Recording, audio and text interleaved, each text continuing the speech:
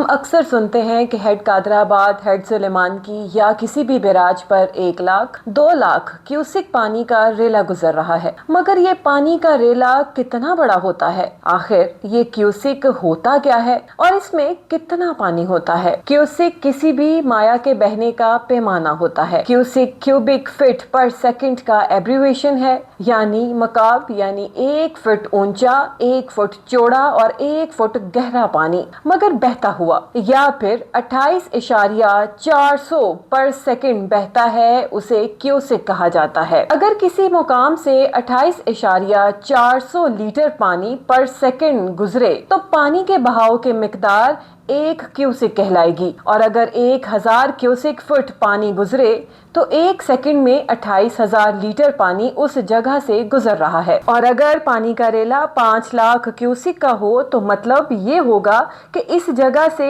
صرف 1 سیکنڈ میں 1,41,58,423 لیٹر پانی فی سیکنڈ میں گزر رہا ہے، اور اگر بہاؤ کا یہی تناسب برقرار رہے تو وہاں سے 1 گھنٹے میں گزرنے والے پانی کی مقدار 50,91,03,24,600 لیٹر تک ہو سکتی ہے۔ پانی کی یہ مقدار 3,46,49,35,200 گیلن کے برابر ہوتی ہے۔ 5 لاکھ کیوسک پانی کا صرف 1 گھنٹے کا بہاؤ لاہور میں 41 دن کے پانی کی ضرورت کو پورا کر سکتا ہے۔